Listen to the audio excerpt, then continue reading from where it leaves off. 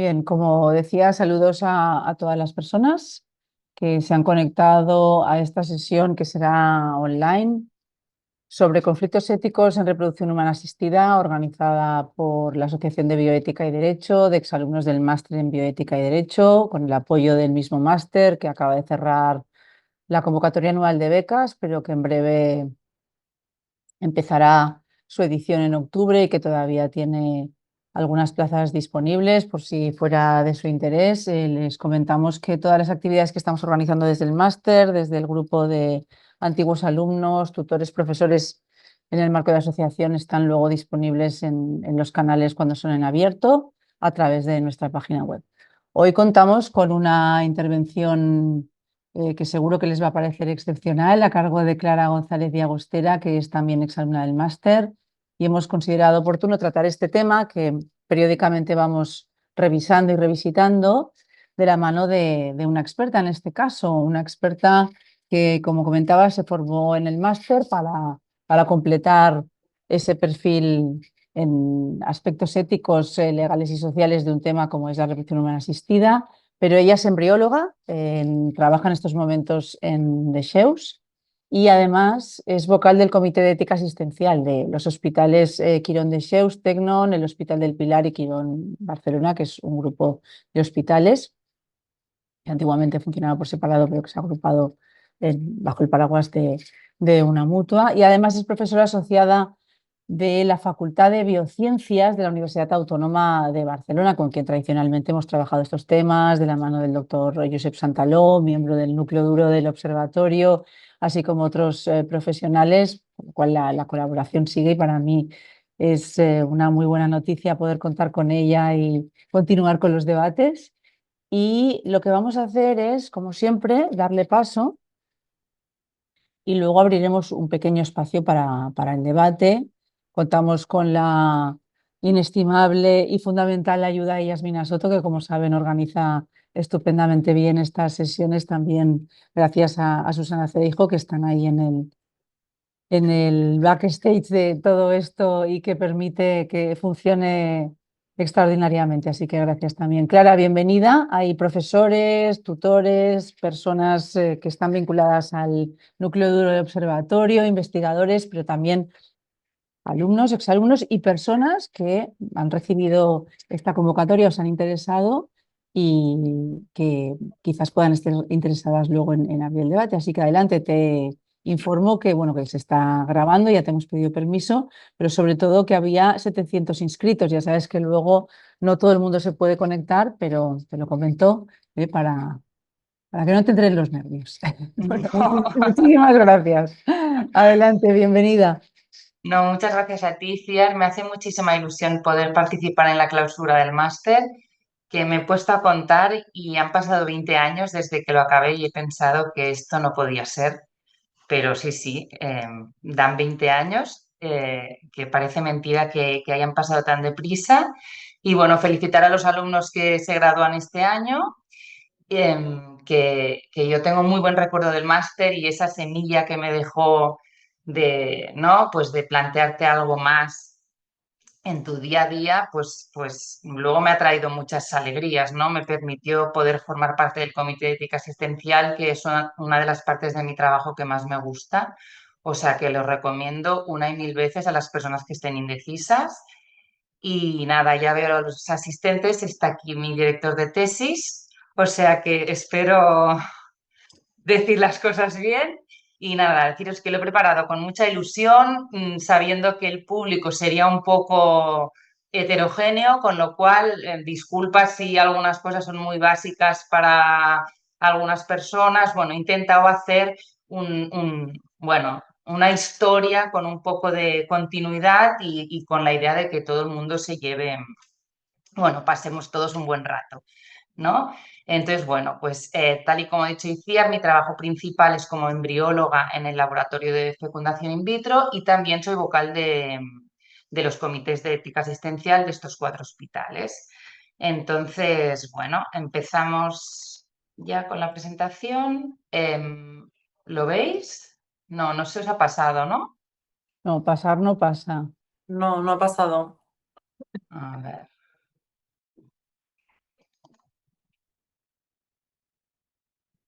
espera. Si no funciona, lo podemos ver también en más pequeño, y a veces pasa, ¿no? Yasmina, no sé si tienes algún truco para esto. A veces hay que clicar en la misma pantalla. No sé qué programa estás utilizando. Ah, no, Ahora vale, sí, ya está, es que tengo dos pantallas. Vale, ahora pues sí. nada, quería empezar pues remontándome al año 1600 en que el señor Van Leeuwenhoek, que era un comerciante de telas holandés y un inventor, se inventó un microscopio con el que pues veía qué había dentro de una gota de lluvia en numerosas muestras, hasta que un día la curiosidad pues le llevó más allá y observó bajo su rudimentario microscopio una muestra de su propio esperma. Y entonces vio los espermatozoides por primera vez, los dibujó y se lo comunicó al secretario de la Royal Society de Londres. Y eso sí, le avisó y le dijo, bueno, si su señoría considera que estas observaciones pueden disgustar o escandalizar a los eruditos, le ruego encarecidamente que las trate como información privada, ¿no? Porque, bueno, estamos en el año 1677, gracias a Dios decidieron no guardarlo como información privada y, bueno, todo este maravilloso mundo se abrió para todos. Luego, 300 años más tarde, el mundo se despertó con la noticia el 17 de julio del 78 que había nacido Louise Brown, fruto del trabajo de Robert Edwards, Patrick Steptoe y la embrióloga Jean Bardy. Y bueno, nació en Inglaterra y fue un notición, un bombazo, ¿no? Veis aquí la imagen de la prensa del día con la fotografía de Louise Brown y luego el equipo médico celebrando el primer cumpleaños de Louise Brown con su madre, que está en brazos de su madre. Este trabajo le valió a Bob Edwards el Premio Nobel de Medicina en 2010 y de alguna manera el círculo se cerró en el momento en que Louise Brown fue madre a los 28 años. En aquel momento la carrera en el resto del mundo por lograr el primer nacimiento por fecundación in vitro ya había empezado. En España la primera niña nacida tras estas técnicas fue en Barcelona, en la clínica de Sheus en el año 84, también en el mes de julio. Y aquí vemos bueno, fue el equipo de biología de la reproducción liderado por los doctores Pere Barri y Ana Veiga y una pareja de aquí de Barcelona que la indicación médica era una obstrucción de trompas, me parece, pues consiguieron hacer una fecundación in vitro y fruto de su constante trabajo nació Victoriana, que además Victoriana nos sigue acompañando al equipo. Hace poco celebramos su 40 aniversario y es una chica extraordinaria a la que realmente, bueno, todos le tenemos mucho cariño y seguimos en contacto porque realmente debió ser muy emocionante para el equipo de entonces y, y sigue siendo un poco para todos. Bueno, desde el primer momento, ¿no? Ya hemos visto en el 1600, ¿no? Que este señor holandés dijo, oye, si consideras que esto es demasiado, pues guárdalo en un cajón. Pues cuando nacieron los primeros niños continuaba representando, haciendo un poco de ruido, ¿no? Había gente que no acababa de aprobarlo, habían sectores muy conservadores que pensaban que esto sería el fin de la procreación natural. Entonces, desde el primer momento han surgido grupos y artículos pronunciándose al respecto de estas técnicas. Y desde entonces hasta ahora, aquí os traigo la portada del The Economist del pasado mes de marzo, en el que la portada era precisamente ¿no? Mm, la importancia ahora de que con estos test genéticos, ¿no? Tú puedes generar embriones sanos, ¿no? Obviamente con unos costes asociados considerables, pero decían, ¿no? Un grupo de filósofos decían muy bien por estos embriones que podemos editar, ¿no? Y liberarlos de enfermedades como la diabetes y el Alzheimer, pero ¿qué hay de aquellos embriones que no podemos editar, ¿no? La pregunta es, en un futuro, ¿quién podrá ser editado y quién no? ¿Quién heredará esta ventaja, ¿no? Respecto a los otros? Poco después, hace escasamente un par de meses, salió a la luz. Ay, espera, es que estoy en dos pantallas y es un poco complicado. Una noticia, ¿no? que realmente causó revuelo porque es verdaderamente impactante y grave, ¿no? Que a raíz de un donante que había donado a muchísimas parejas, nacieron 10, y este donante era portador de una variante patogénica en un gen que predisponía al cáncer, pues se diagnosticaron a 10 niños con esta enfermedad, ¿no? Este hecho hizo volver a abrir el debate de cuántos niños pueden nacer a partir de cada individuo, cada donante de gametos, porque hay una legislación tan dispar en todos los países de Europa. En Alemania y Dinamarca, por ejemplo, se permiten hasta 15 nacimientos, en Holanda 25, y en España, por suerte, la legislación es más restrictiva y solo se permiten 6 niños nacidos por donantes de gametos. Bueno, con esto quiero decir que desde que empezó hace ya 45 años las técnicas de reproducción asistida hasta hoy mismo, nos vamos encontrando con situaciones que nos hacen repensar y estar muy al día de las técnicas y de regularlas, ¿no? De alguna manera.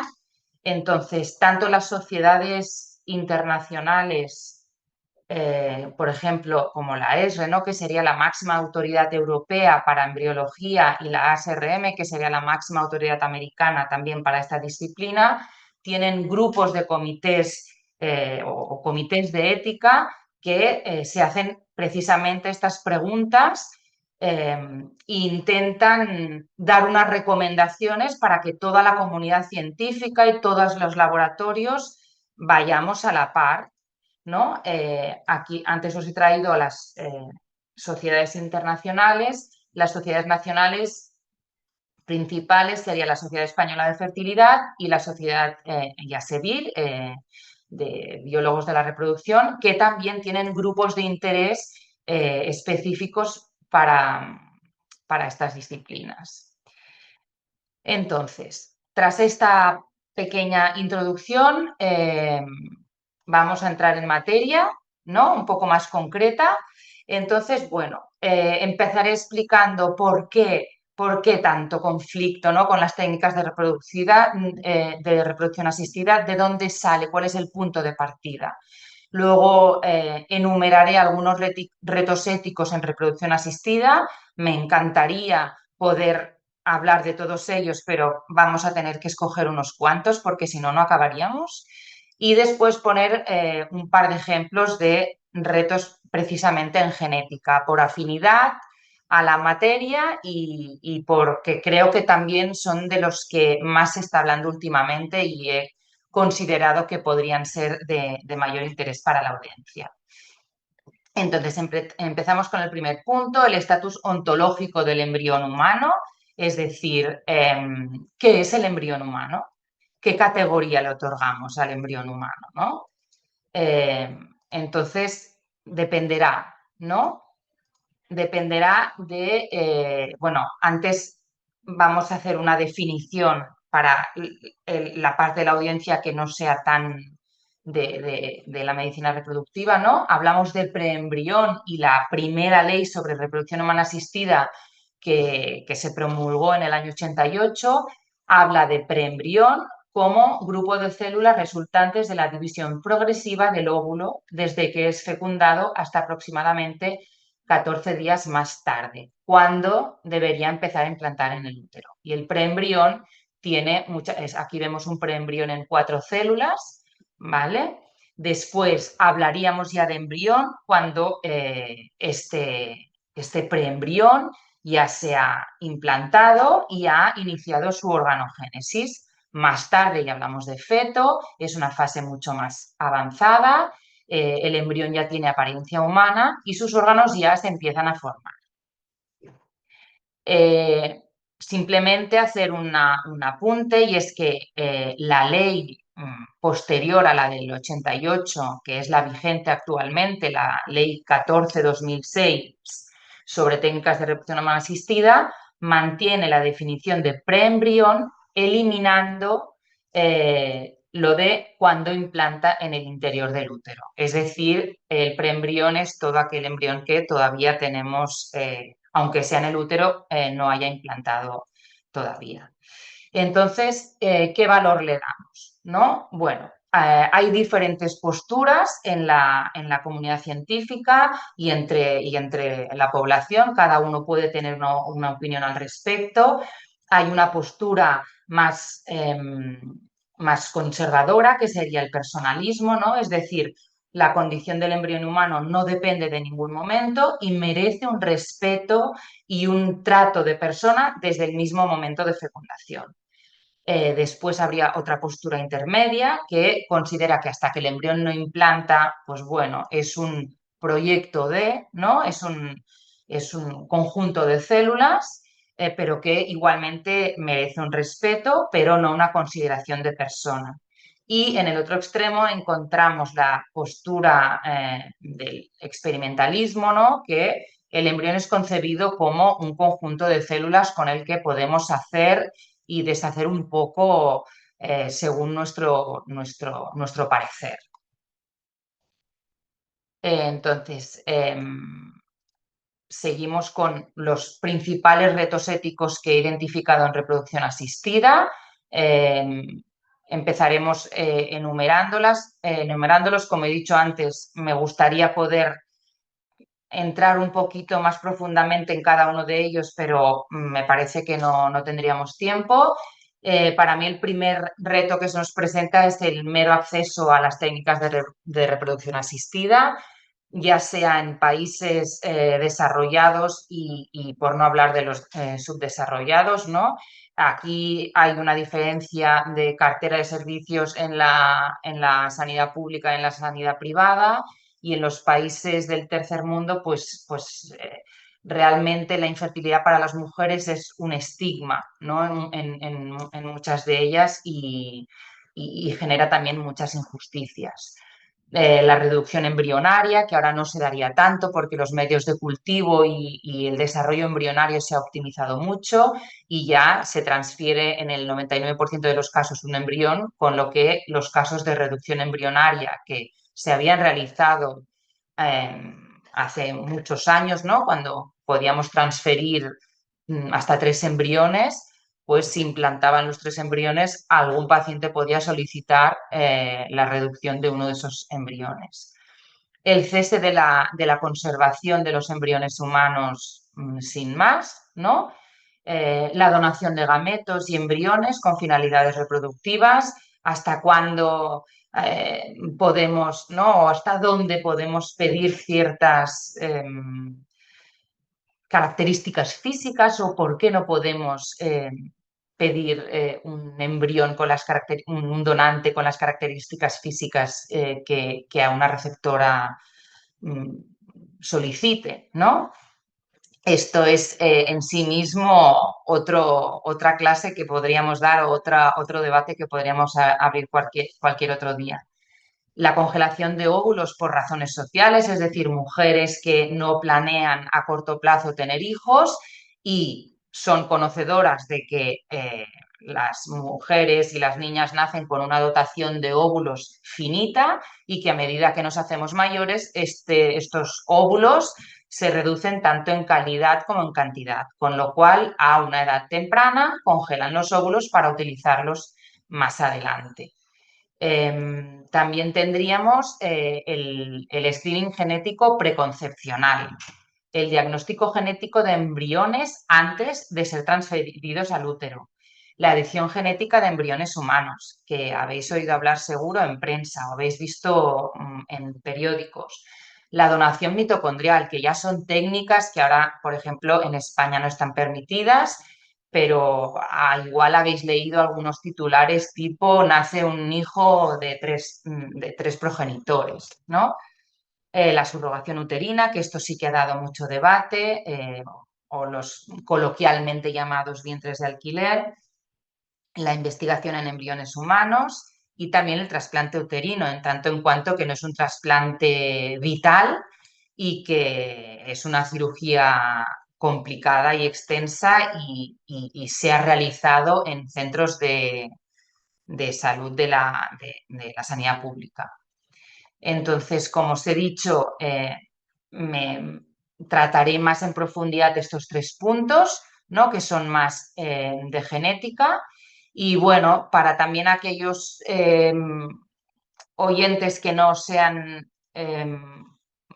del ramo, digamos, pues simplemente a modo de muy breve repaso, recordar que todos nosotros, de cada uno de nuestros cromosomas, tenemos 23 copias, 46 en total, tenemos una copia que nos viene por vía materna y otra que nos viene por vía paterna. Cada uno de estos cromosomas llevan genes que informan para los mismos caracteres y estos genes se llaman alelos. Entonces, ¿cómo se van a transmitir a la descendencia estos genes que traen la misma información, digamos? Pues existen diversos patrones de herencia, ¿no? La herencia mendeliana o monogénica, ¿no? Que habla de que se transmite un solo gen, que ese único gen controlará el rasgo del que estemos hablando. Y el patrón de herencia puede ser o bien dominante o recesivo, es decir, si los alelos que son, esto era lo típico de Mendel, ¿no? De los guisantes, los alelos A mayúscula y A minúscula, siendo la mayúscula el dominante y la minúscula el recesivo, pues AA obviamente se expresa el rasgo dominante, si solo con que haya una mayúscula se expresa el rasgo dominante y para que se exprese el rasgo recesivo necesitaremos los 2 alelos recesivos. También puede haber patrones de herencia codominantes, como por ejemplo los grupos sanguíneos AB. Si se heredan los 2 alelos, los 2 empatan, digamos, y se van a expresar los 2. Y se llama, ¿no? Que los alelos coexisten en heterocigosis. Luego también hay un patrón de herencia ligado al sexo, es decir, que ese rasgo se transmite por el cromosoma sexual X o el cromosoma sexual Y, que es el característico del cariotipo del sexo cromosómico masculino. También existe la herencia poligénica, es decir, que muchos genes van a intervenir en un rasgo, no puedo solo pensar que esa característica de esa persona depende de un solo gen. Y luego también la herencia mitocondrial, que es verdad que es mucho más reducido el número de genes que se encuentran en las mitocondrias, que son como unos orgánulos que se encuentran en el citoplasma de las células, que solo se transmite por la madre y bueno, también es un patrón de herencia mucho más pequeño, pero bueno, que valía la pena mencionar también. Entonces, vamos a poner un ejemplo un poco más práctico tras explicar un poquito esta pincelada de patrones de herencia, ¿no? En cuanto al screening genético preconcepcional, en los casos de recepción de ovocitos. Imaginemos una pareja que viene a un centro de reproducción asistida porque necesitan óvulos de una donante más joven, ¿no? Esta es la pareja receptora.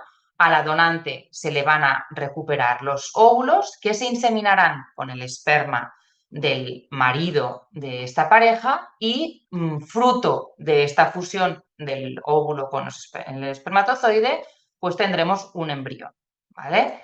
En muchos programas de donación de óvulos o de recepción de óvulos, según se mire, se estudia la compatibilidad genética entre la donante de los ovocitos y el marido de la pareja. Actualmente se están haciendo unos test de portadores que se llaman, que se estudian alrededor de 314 enfermedades cuyo patrón de herencia es monogénico y mendeliano, ¿no? Hemos dicho dominante, solamente recesivo o ligado al cromosoma X. Entonces, lo que se estudia es, aquí tenemos el screening genético de la pareja masculina, es decir, nosotros identificamos que el marido es portador de una variante patogénica que podría ser causante de una enfermedad, pues, como la talasemia, por ejemplo. Entonces, este señor se sabe portador de esta variante patogénica, entonces es trabajo del Centro de Reproducción Asistida buscar una donante compatible en tanto en cuanto que esta donante no sea portadora de la misma variante patogénica que el marido. Porque aquí lo hemos marcado, ¿no?, en amarillo, como si esta variante patogénica fuese, la identificamos como que el individuo está en amarillo. Esta donante, al ser portadora de la misma variante patogénica, también amarilla, no podrían ir juntos porque en este caso tendríamos un 25% de posibilidades de que el embrión resultante de la fusión de los gametos de estos dos individuos heredase las dos copias con el gen mutado, digamos, con la variante portador de la variante patogénica. Incluso hasta se sigue, esto es un tema que cada año que pasa avanza. De hecho, a pacientes nuestras que se hicieron este estudio de estatus de portador de variantes patogénicas hace 5 años, ya se les está ofreciendo extender este estudio porque las técnicas de secuenciación, al ser más asequibles y que se sabe más, pues se les ofrece extender el estudio a mayor número de genes. Entonces, bueno, la ESRE, que como he dicho antes es la autoridad europea en cuanto a embriología y reproducción humana, bueno, también se pronuncia en cuanto a cómo hacemos, ¿no?, cómo manejamos la información que nos dan estos test de portadores, y remarca la conveniencia y la importancia de que los pacientes y las donantes de gametos reciban un correcto asesoramiento genético tanto antes de realizar el test, es decir, se les explique qué se va a ver cuando se realicen el test de portadores, y luego que entiendan qué es lo que tienen, ¿no?, y qué repercusiones puede tener para sus familias. Pasamos al siguiente punto, ahora referente al diagnóstico genético de embriones preimplantacionales. Hasta ahora hemos hablado de la parte preconcepcional, es decir, antes de la fusión de los gametos, antes de la fusión del óvulo con el espermatozoide. Aquí ya tenemos un embrión formado, aquí vemos un blastocisto y aquí vemos cómo en el laboratorio se está haciendo una biopsia, es decir, se está tomando una muestra celular del embrión que va a ser estudiada y el resultado de la biopsia se extrapolará al embrión y se determinará un resultado, se hará el cariotipo, ¿no?, es decir, se mirará el número de cromosomas y la estructura de cromosomas de este embrión. El primer caso se remonta al año 1990 de la mano de Handyside, o sea que hace muchos años que se realiza el diagnóstico genético preimplantacional, pero realmente cada vez se ha ido ampliando las modalidades y las indicaciones bajo las cuales se puede hacer un diagnóstico genético preimplantacional. Casi siempre se realiza el diagnóstico genético de embriones preimplantacionales para ver cuántos cromosomas tiene ese embrión, se llama para aneuploidías, es decir, para verificar que ese embrión tiene el número de cromosomas que toca, que es correcto. Puede también realizarse un diagnóstico genético preimplantacional para ver la estructura de los cromosomas, es decir, que están correctamente formados. También se puede realizar para estudiar mutaciones puntuales, monogénicas, para ver simplemente si ese embrión es portador, por ejemplo, de una talasemia o es portador de una predisposición al cáncer, por ejemplo, un gen BRCA con una variante patogénica. Y después el diagnóstico genético preimplantacional para enfermedades poligénicas, ¿no? O el PGTP poligénico, que últimamente ha dado mucho que hablar, y es por eso que la siguiente diapositiva explicaré un poquito más en concreto sobre qué trata este diagnóstico genético para determinación del riesgo poligénico, ¿no? Lo que se intenta hacer con esta propuesta, ¿no? Es estimar, dar un número de riesgo a los embriones, ¿no? Como veréis aquí, nosotros tenemos los embriones en el laboratorio, se hace una biopsia, es decir, se extraen unas células y se estudia el número de de alelos con un alto riesgo de predisposición a una enfermedad, ¿no? Por ejemplo, a una enfermedad coronaria o a una enfermedad cardíaca. Entonces, en base a esto, se van a priorizar o dar una puntuación a los embriones que tenemos en cultivo según el riesgo que tienen estos embriones según el número de variantes patogénicas con mayor riesgo de enfermedades, ¿no? Entonces se dan unos reports, ¿no? Con un número que es el PRS, ¿no? El Polygenic Risk Score, y pues bueno, a mayor riesgo, menos propuesta de transferencia de embrión, obviamente. Esto realmente es controvertido.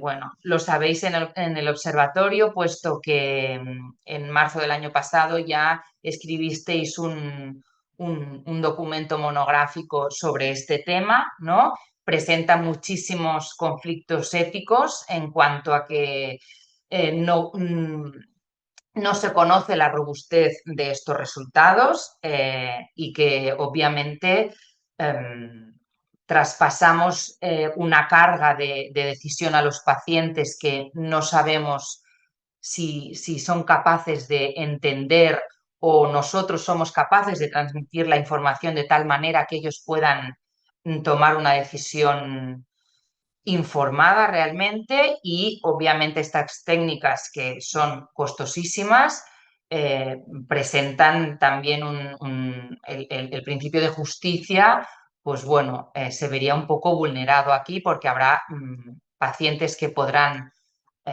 asumirlo y pacientes que no. Para continuar, hablar de la edición genética de embriones humanos.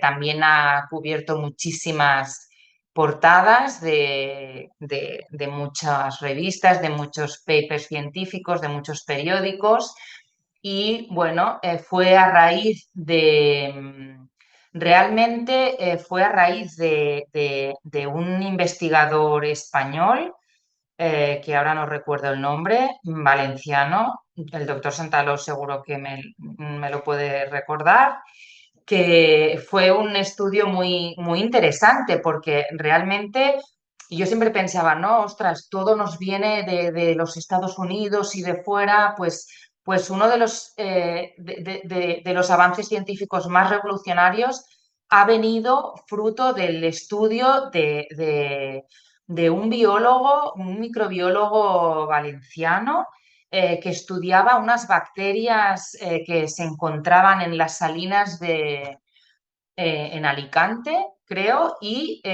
estudió el sistema inmune de estas bacterias, ¿no? Y vio que, curiosamente, el sistema inmune de estas bacterias se heredaba, ¿no?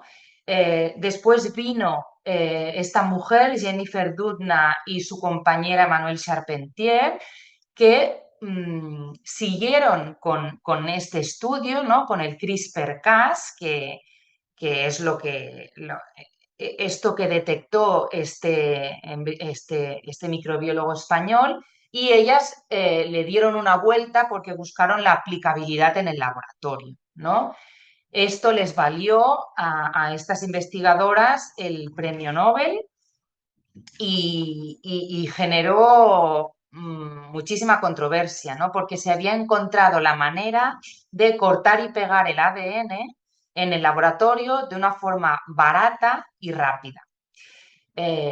Lamentablemente, estos avances científicos tienen que tomarse con pinzas y con muchísima prudencia y pues hubo un científico que no lo hizo, que es el doctor He Jiankui, que en noviembre de 2018, en la segunda reunión internacional de edición del genoma humano, pues publicó, explicó que había conseguido el nacimiento de 2 niñas nacidas tras edición genómica. Os explico un poco por encima cómo fue su estudio. Lo que quería hacer este investigador era evitar el nacimiento de niños, de bebés que pudieran infectarse por el síndrome, por el virus del HIV. Entonces, trabajó, la manera de hacerlo era anular el gen CCR5, y este gen lo que hacía era codificar para un receptor de membrana de los leucocitos, de manera que el virus no podía infectar las células. Curiosamente, en las Islas Feroe, el 2,3% de la población tienen esta condición naturalmente y son resistentes para la infección para HIV. Y este doctor pretendió realizar esto in vitro. Entonces, el experimento que hizo este señor en 2018 fue: reclutó a 7 pacientes que eran, uno de los miembros era HIV positivo, y añadió la mezcla de CRISPR-Cas, que son unos enzimas que van a cortar y pegar el ADN. Entonces, este caso era: voy a eliminar el gen CCR5 y voy a pegar los extremos del ADN. Entonces, luego dejo que estos embriones sigan en cultivo, y en día 3 o día 5 del desarrollo embrionario realizó una biopsia y comprobó que efectivamente se habían evitado tal y como él quería, ¿no? Que estos embriones no tenían presentes este gen. Vio que de los 22 embriones que había intentado editar, en 16 se había logrado exitosamente, y tras 3 transferencias embrionarias al útero, hubo un embarazo gemelar que dio lugar al nacimiento de Lulu y Nana, que fueron unas gemelas chinas que nacieron editadas, ¿no? Y esto es lo que He Jiankui dijo en esta conferencia. Pero el tema fue que la comunidad científica y todas las personas que acudieron a ese congreso, lejos ¿no? de valorar o de pensar cómo lo había conseguido, pues se llevaron las manos a la cabeza y bueno, porque se dieron cuenta que esta persona no había seguido ningún código ético, que los pacientes no habían recibido un consentimiento informado, que no sabían exactamente los off-target, ¿no? Que se dicen, es decir, yo puedo cortar un gen que me interesa, pero a lo mejor sin yo saberlo van a eliminarse otros genes que pueden resultar fundamentales. Tampoco se consideró hasta qué punto representa un beneficio el no ser susceptible de contagiarte por el virus del HIV, o sea, valorando riesgo-beneficio, vieron que esto había sido una aberración, que había habido una falta de transparencia total y que ya lo explicaba cuando ya no se podía hacer nada. Entonces, lo que a mí me impresionó cuando estaba leyendo al respecto es que en la siguiente reunión internacional sobre edición genómica, todo el mundo empezó su presentación diciendo: mi presentación no es y no va sobre edición genómica en la línea germinal. Es decir, todo mi trabajo va en edición genómica, pero que no sea heredable. Es decir, irá en edición genómica, pero en células somáticas, que son todas las células del cuerpo, excepto los óvulos y los espermatozoides o ya los embriones creados, que obviamente si edito una célula embrionaria, probablemente todo ese individuo va a llevar esa condición, esa edición en todas sus células, ¿no? Ya para terminar, explicaros brevemente nuestra experiencia en el Comité de Ética Asistencial respecto a los casos de genética que hemos tenido. Hasta del 2016 al 2024 nos llegaron 19 casos y el 47% de ellos iban sobre genética, ¿no? 4 de ellos fueron respecto a la conveniencia o no de transferir un embrión portador de una variante patogénica conocida, como podía ser BRCA, que predispone a cáncer de mama y ovario, o PALB2, que también predispone a cáncer de mama y ovario. 3 casos solicitaban transferir un embrión al útero no testado, asumiendo un riesgo genético. Obviamente este riesgo genético iba para el niño no nacido. Las enfermedades eran un caso de Charcot-Marie-Tooth, otro de ceguera congénita y otra variante patogénica para este gen.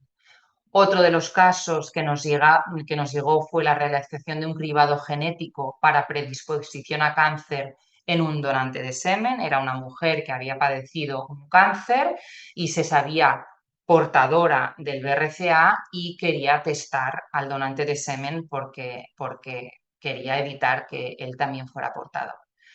Y una notificación de una reacción adversa por parte de un centro externo. Como sabéis, o para que hablar un poquito de los comités de ética, ¿no? En el comité de ética asistencial, cuando nos llega un caso que nos puede llegar, bien sea de un profesional, de un paciente o de cualquier personal asistencial o paraasistencial del hospital, primero se hace una exposición de los hechos con múltiples preguntas para tener claro qué es lo que ha pasado. Se determinan cuáles son los valores en conflicto, qué es aquello que colisiona, ¿no? Los valores un valor es aquello que alguien no quiere perder porque es valioso, ¿no? Entonces, vemos que son aquellas partes que cada una, qué valores son aquellos que cada una de las partes no quiere perder, ¿no? Entonces, muchas veces es, por una parte, respetar la autonomía de los pacientes y, por la otra, que no colisione con la no maleficencia. En reproducción asistida siempre es, ¿no?, hacia el niño no nacido. Se contextualizan los hechos en cuanto al momento del estado de la ciencia, de la normativa legal vigente, de las recomendaciones de las principales sociedades científicas y finalmente se emite una recomendación.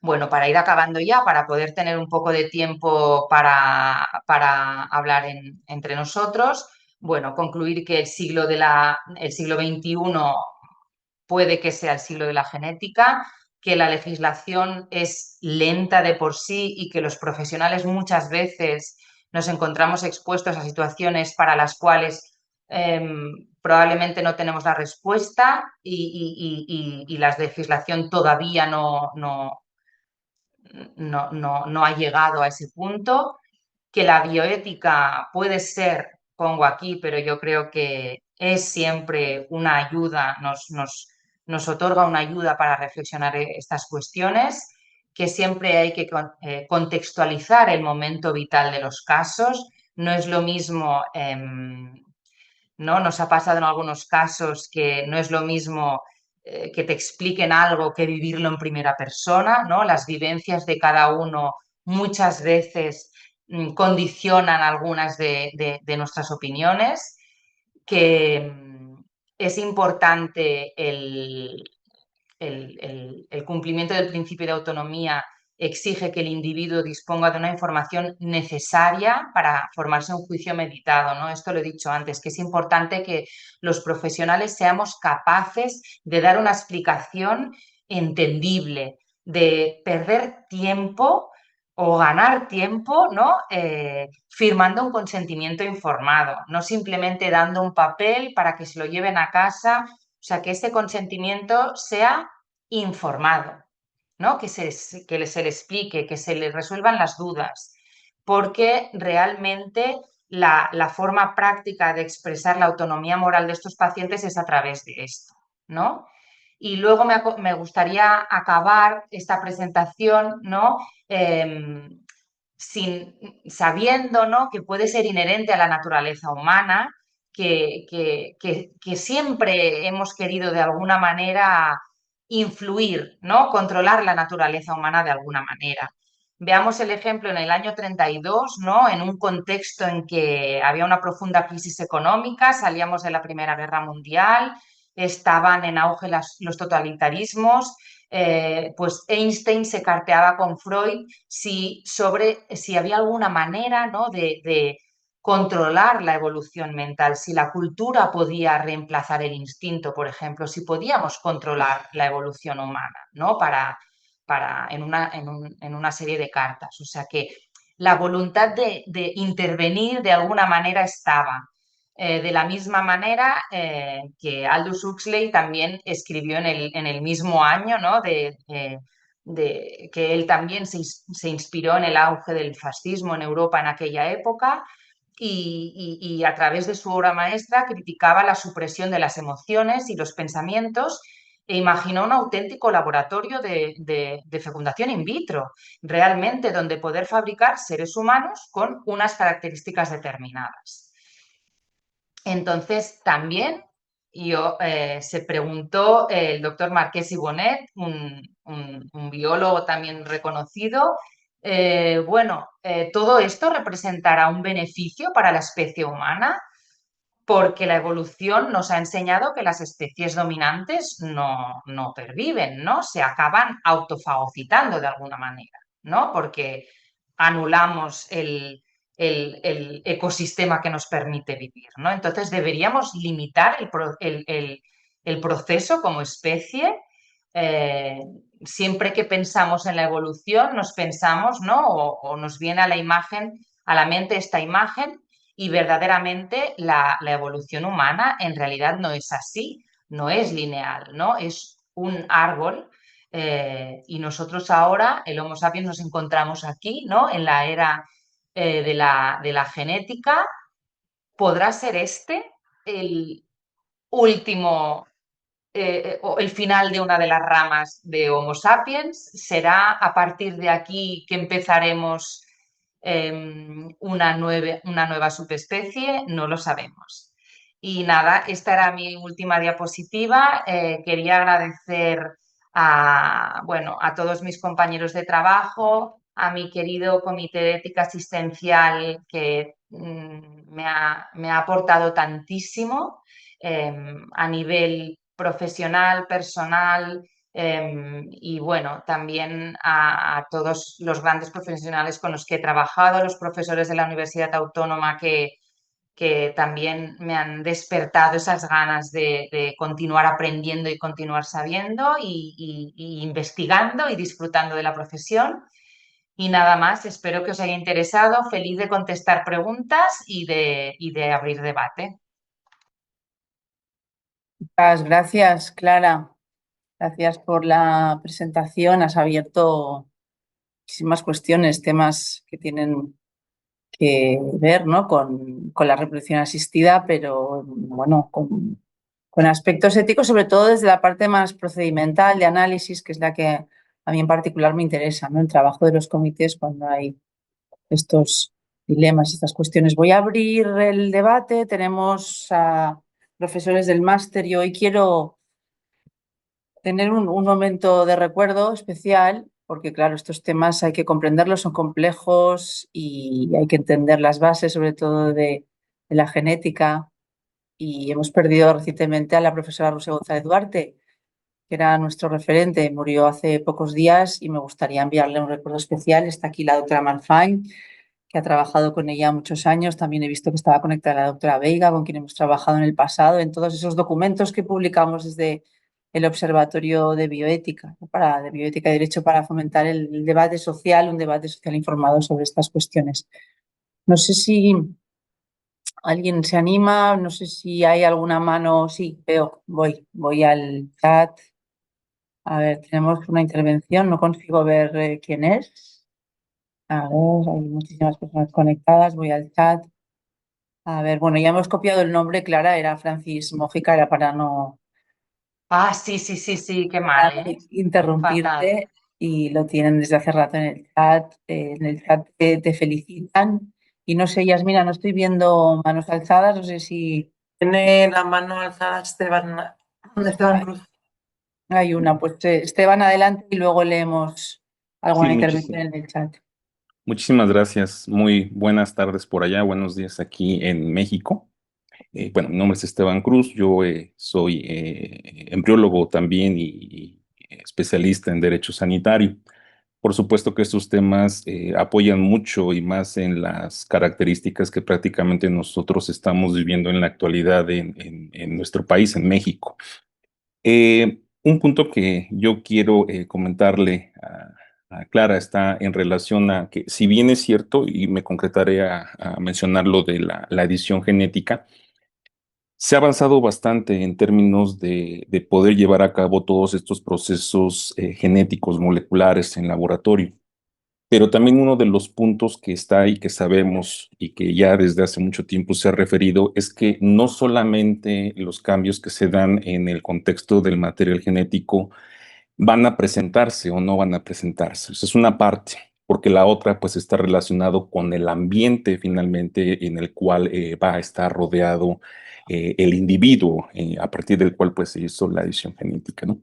Entonces, ¿qué nos puede comentar en relación a ello? Porque considero que a la par, sí, es un avance grotesco en términos de biología molecular, pero hasta aquí, desde mi punto también de vista, que debe de entrar de todo este aspecto ético de ver el entorno a manera pues de considerar estos efectos, porque considerablemente son algunos que se pueden relativamente identificar, controlar hasta cierto punto, pero también hay unos en los que probablemente no tengamos un control, y bien como lo refirió en una de sus últimas diapositivas de estos cambios que está. Entonces, ¿qué hay que se está realizando en torno a considerar todo este aspecto ambiental en el cual se ven inmiscuidas estas personas, más allá de los aspectos de laboratorio moleculares? Gracias.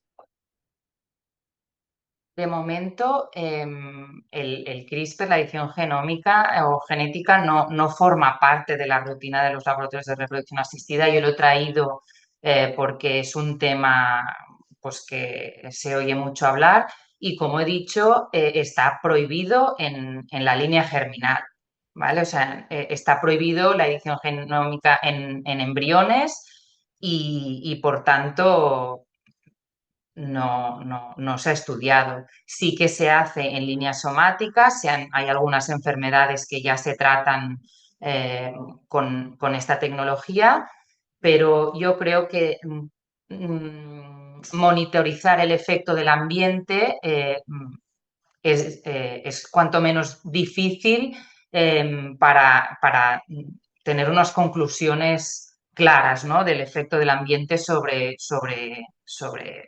la acción de un gen. Obviamente es así, ¿no? Sabemos que fenotipo es igual a fenotipo más ambiente, pero por la parte que yo he tratado un poco más, pues está claro que la técnica presenta muchos más riesgos que beneficios que están todavía por solventar, como para plantear qué efecto puede tener o qué efecto puede ejercer el ambiente, ¿no? Me parece que todavía estamos lejos de plantearnos esta pregunta, bajo mi punto de vista, pero bueno.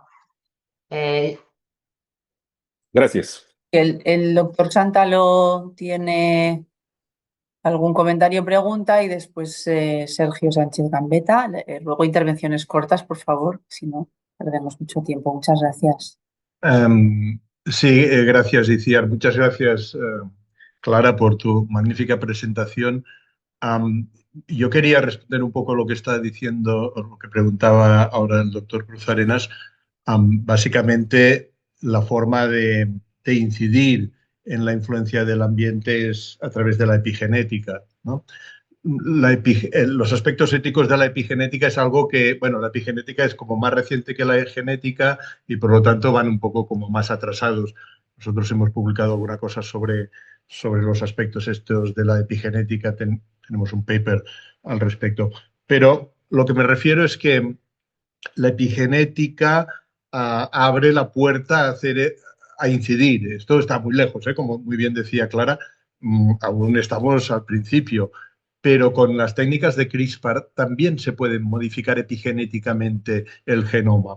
Y entonces la complejidad de eso es abrumadora. No voy a decir que esto está aquí muy cerca, ni mucho menos, pero yo diría que, bueno, en el futuro, ¿por qué no? Es decir, existe una traducción física real de esa influencia del ambiente en el genoma, que es la epigenética. Y a través de esa modificación epigenética se puede visualizar una posible línea de acción. Y después un comentario muy breve, ¿no? A mí me gusta mucho pensar que la forma de, en fin, afrontar todos estos retos mayúsculos, y que tú has hecho una lista que ya sé que no pretendía ser exhaustiva, pero cada una de ellas la puedes subdividir en 30 aspectos más, con lo cual es enorme, ¿no? A mí me gusta pensar que frente a ese tecnoprogresivismo, ¿no? que de alguna forma asusta, yo creo que la única forma de encararlo por parte de los seres humanos es a través del humanismo.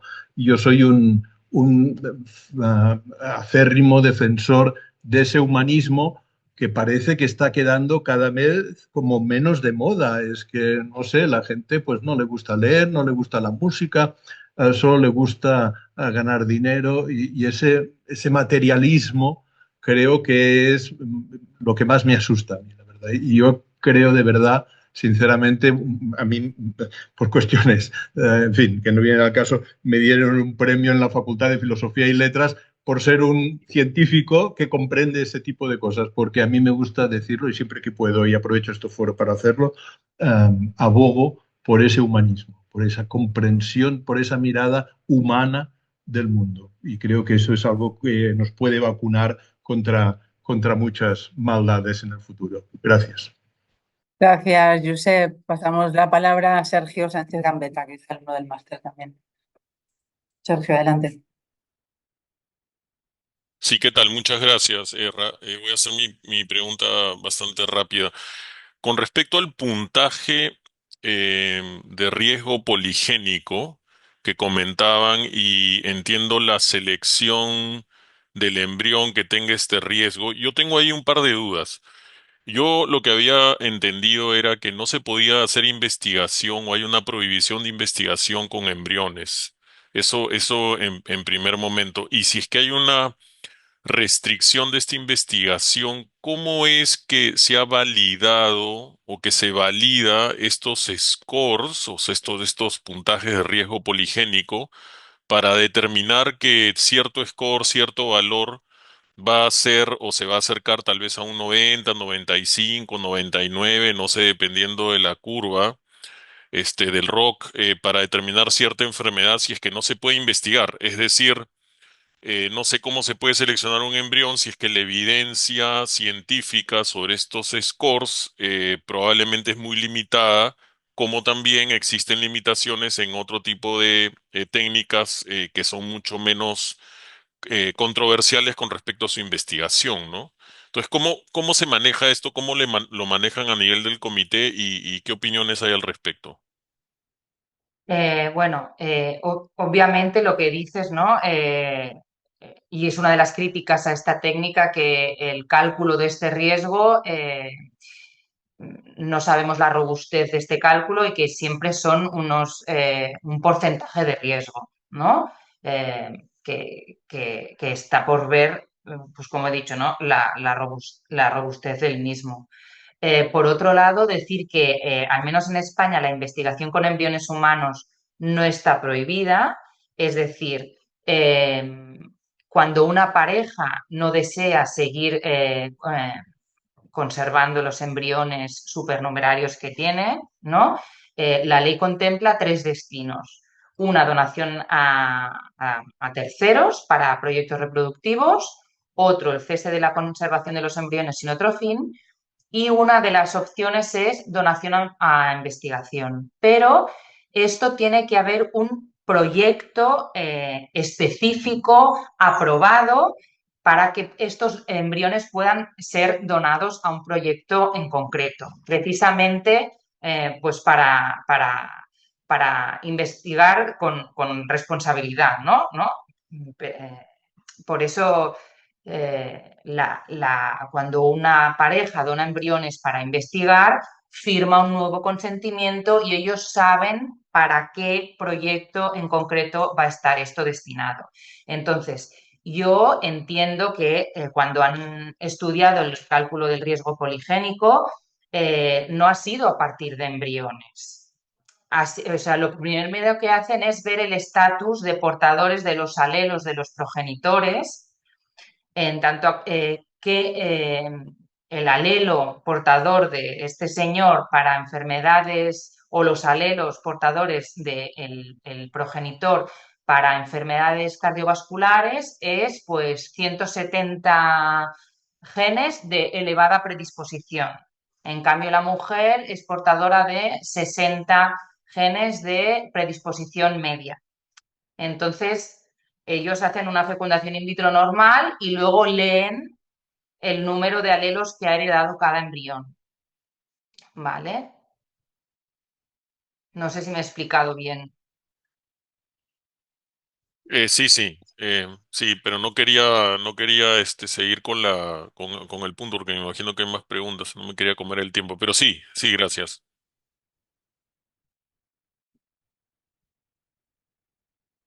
Pues muchas gracias, Sergio. Hay otra intervención, no sé si era Mariana, ahora he perdido el nombre.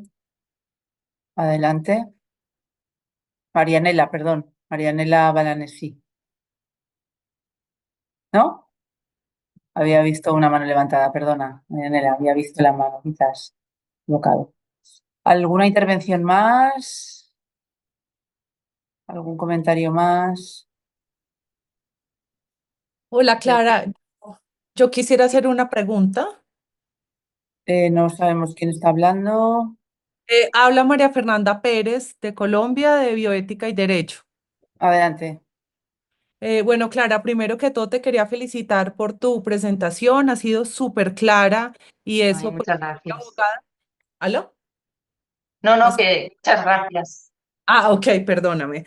Y bueno, estos términos, no estoy tan familiarizada con estos términos.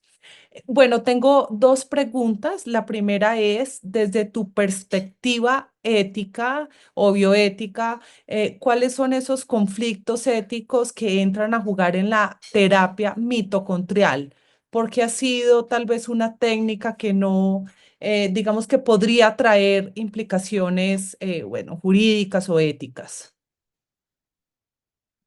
Vale. ¿Te respondo?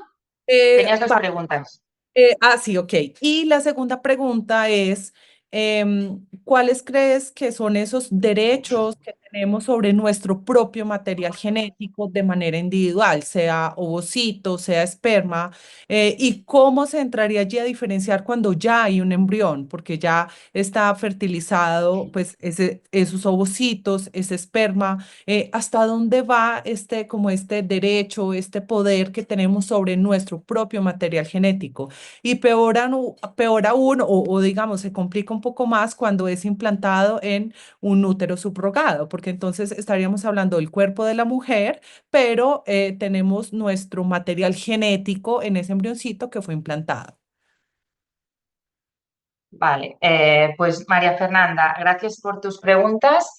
Respecto a la donación mitocondrial, mi opinión ética es que debido a que es una técnica que todavía no se encuentra optimizada, no forma parte de los servicios, ¿no? que se podrían ofrecer.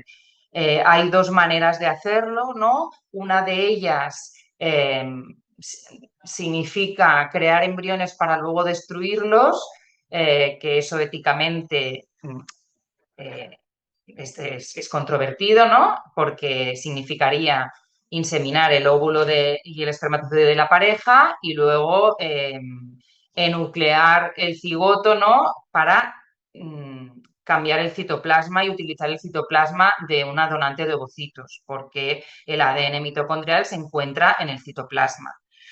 Entonces, mi postura ética es que es algo que de momento no está establecido, que no se realiza y que la alternativa a día de hoy para las enfermedades mitocondriales es la donación de ovocitos.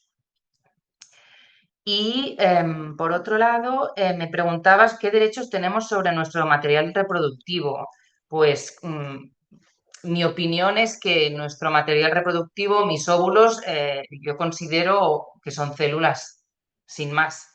Y los espermatozoides de un hombre, pues serán sus células y puede hacer con ellos, pues un poco, pues congelarlos, cesar su congelación cuando lo considere, igual que podrían ser ¿no? las células de la piel. Quizá los óvulos cuestan mucho de conseguir, ¿no? Y de congelar, y quizás son células muy, eh, muy vulnerables y muy valiosas. Entonces, bueno, antes le explicaría a alguien que no tenga estos conocimientos, antes de tomar una decisión, que lo piense bien, ¿no? Pero no dejan de ser células que pertenecen a una persona. Cuando hablamos de embriones, pues claro, aquí ya sí que hay un conflicto, ¿no? Porque ya es una entidad distinta en la que hay dos progenitores que intervienen y entonces yo puedo tener derechos, pero ya hablábamos, ¿no? Según qué posición tengamos, ¿no? Yo tengo una posición intermedia, ¿no? Para mí el embrión no merece el estatus de persona ni mucho menos, pero merece un respeto y un cuidado y una entidad en sí misma, ¿no? Porque es potencialmente un ser humano. Entonces, esta es mi, mi, mi opinión. Perfecto, Clara, muchas gracias. No, a ti. Gracias. ¿Alguna intervención más que tenemos que ir cerrando? A mí me gustaría aprovechar para preguntarte, Clara, sobre el impacto de la inteligencia artificial en el ámbito de la reproducción asistida. Pues muy buena pregunta. La verdad es que estamos ya implementando algún programa de inteligencia artificial que lo que nos permite es también todas las observaciones que hace el embriólogo manualmente, ¿no? Pues las hace el algoritmo o el software que va asociado a eso. Entonces, controla muchísimas más variables y luego contrasta con una N mucho más mayor. Entonces, es capaz de categorizar el potencial de implantación de un embrión en función de la hora postinseminación a la que aparece los signos de fecundación o la hora a la que el embrión llega al estadio de 4 células o al estadio de blastocisto. Entonces, bueno, nosotros ahora estamos empezando a trabajar con un sistema de inteligencia artificial que nos ayuda a valorar los embriones y también nos pone una valoración y una estimación del potencial de implantación de un embrión, teniendo en cuenta muchas más variables que a una persona pues no las anotaría todas, ¿no? Y desde el punto de vista de la formación y la capacitación, estas cuestiones, ¿cómo ves tú el futuro ante el impacto de estas tecnologías, incluso las tecnologías genéticas, ¿no? Entre el conocimiento y la aplicación de estas herramientas? ¿Cuál sería Para mí es tu opinión? fundamental, como ha dicho el doctor Santalo antes, leer, o sea, leer. En el Comité de Ética Asistencial hay un club de lectura, ¿no? Que es verdad que buscamos lecturas relacionadas con temas que nos atañen en el día a día asistencialmente, pero me parece que es fundamental leer para ser personas, para tener un criterio propio y para no perder el norte, ¿no? De alguna manera. O sea que la IA puede ser una herramienta que bien utilizada pues nos puede ayudar a veces a romper el papel en blanco, ¿no? El pánico aquel de la diapositiva en blanco, pero yo creo que es importante no perdernos de vista, ¿no? Leer, hacer sesiones como esta en la que podemos compartir em, conocimientos, opiniones. Y bueno, yo creo que quizá ha habido un poco una emoción así muy rápida de la implementación de los sistemas de inteligencia artificial, pero ahora también empiezan a hablarse de, bueno, pero ojo, ¿no? Que al final los algoritmos los programa alguien. Luego, ¿qué información maneja ese algoritmo? O sea, tienen muchos peros, ¿no? ¿De quién es esa información que se maneja? Yo soy cauta realmente y también cuando te gusta tu trabajo, pues claro, la inteligencia artificial la usas para aquello que es más burocrático, quizá y más pesado de hacer, pero todavía creo que tenemos un papel importante nosotros. Claro que sí, gracias, Clara. Mira, la doctora Marfaña ha levantado la mano. Doctora Marfaña, adelante. Buenas tardes. Bueno, hola Clara. Como siempre Hola. es un placer escucharte. Claro, teniendo en cuenta que bastantes de las personas que están conectadas pues no son del continente europeo, en el que, claro, se preocupan quizá más por la edición genética cuando está, como tú me has dicho, está lejos todavía, no se domina la tecnología, al menos para embriones, pero en cambio está y existe y se realiza, dependiendo en qué países, ¿no? En la selección genética de embriones. Entonces, aunque en Europa la selección genética pasa por un comité de ética asistencial y está súper regulado, en España en concreto, ¿no? Pues debemos ser conscientes que hay países que son bastante más liberales y que hacen, o sea, previo pago de considerable, pero puedes escoger tu embrión por características que pueden ser de riesgo poligénico. Todo el mundo piensa que son enfermedades, pero no solamente y exclusivamente por riesgo poligénico, sino por características genéticas. Y se puede hacer. Otra cosa es qué robustez tienes. Bueno, quizá para inteligencia no es muy clara, pero por ejemplo, para determinar altura o para determinar capacidades físicas para hacer deporte, esto está mucho más determinado y se conoce muchísimo más. De hecho, puedes escoger el embrión por esas características, si así opinas. Es decir, que el mundo es global y que Europa son 400 millones de personas, pero el mundo tiene 8.800 millones y nuestra visión, que es más restrictiva, no sé hasta qué punto más humanística, pero es distinta, ¿no? Que no hay que, bueno, pues la selección genética existe en otros países y hay gente que se dedica y lo hace y hay más de 3, 4 o 5 empresas, evidentemente con algoritmos de inteligencia artificial para poder analizar muchos datos genéticos, ¿no? Y hacer una predicción de cómo va a ser, ¿no? Ese potencial individuo, sin que medien enfermedades graves. Entonces, bueno, hay que ser consciente que, igual que la gestación subrogada no está permitida en nuestro país, pero la gente va y luego lo dice y no le pasa nada, evidentemente pagando mucho, pero lo puedes conseguir y no pasa nada, aunque sea ilegal. Lo mismo puede pasar con, quieres escoger tu hijo, pues aquí no te dejan, pues te vas a Estados Unidos y no hay problema, pagando y escoges. Eso es una cuestión, ¿no? Que hay que pensar en abierto. Pero mi pregunta, eso era un comentario, pero mi pregunta es que hasta cierto punto me ha sorprendido cuando has comentado que para los donantes de esperma y de óvulos, ¿no? El diagnóstico genético ¿no? Antes de concepción Sí. es solo de enfermedades ligadas al cromosoma X y autosómicas recesivas. No hacéis en ningún caso o no se hace de enfermedades dominantes que tienen penetración incompleta, pero que también existen. Esas no se miran. No. De las dominantes que no tuvieran penetración incompleta, claro, ese individuo estaría enfermo, ¿no? Con lo cual se descartaría como donante. Pero, pues precisamente ese es el título de mi tesis doctoral porque es algo que yo me pregunto también. Entonces, bueno,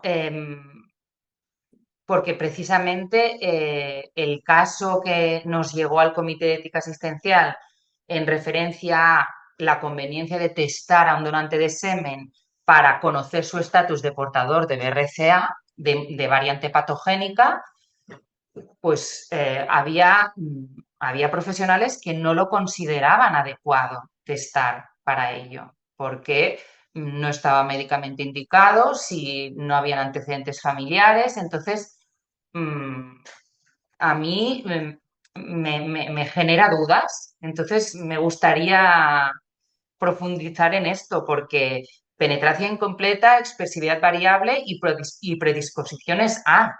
No, pero yo hablo, por ejemplo, de Huntington, de ataxia, que claro, aparecen, no son de aparición pediátrica, pero que son súper graves y que son muy y que además tienen expansión de nucleótidos en las meiosis. Entonces, ¿hasta qué punto el estado de preportador, cuando se conocen los genes y se podrían incluir perfectamente, ¿no? Yo Pero creo el que, Huntington sí que se incluye, ¿eh? pero es dominante, entonces sería dominante. No bueno, como has dicho, solo autosómicas recesivas. Son autosómicas recesivas y ligadas al X. Pues Huntington es dominante, ataxias todas son dominantes, bueno, casi todas. Por eso son las expansiones de tripletes suelen ser todas dominantes. Por eso digo que se podrían incluir. Bueno, supongo que depende del número de expansiones, ¿no? También hay Pero el situaciones padre, intermedias. por eso lo digo, porque esas son las que tienen expansión en la meiosis. Entonces la persona es sana, pero sus esperma no será sano en un alto porcentaje. Eso es lo que quiero decir. Es decir, Pero que normalmente también, o sea, en ese caso, en esa familia, en ese árbol genealógico, habrían individuos afectos de la enfermedad. no, si estás en proceso de preexpansión, puede ser que Bueno, o si eres el primero de la estirpe, ¿no? Eso claro, siempre puede suceder, pero sí. se puede mirar. Eso es lo que quiero decir. Es decir, se conoce, se podría mirar incluyéndolo dentro de, pues si hacemos 334, pues hacer 350 o 360 incluyendo estos estadios, porque realmente la enfermedad luego es súper grave. Aunque el donante, a lo mejor en ese momento, pues no la manifiesta y siempre será portador sin manifestarla, ¿no? Por eso digo que quizá yo en ese sentido sería más, bueno, los incluiría. Pues muchísimas gracias. Tenemos que ir cerrando por cuestiones de tiempo y de disponibilidad de la plataforma. Les enviaremos la grabación. Como siempre, tendrán acceso a la información. Gracias, Clara, por tu participación y por haber creado este espacio para el debate, que esperamos poder continuar en análisis de casos en algún momento. Muchísimas gracias.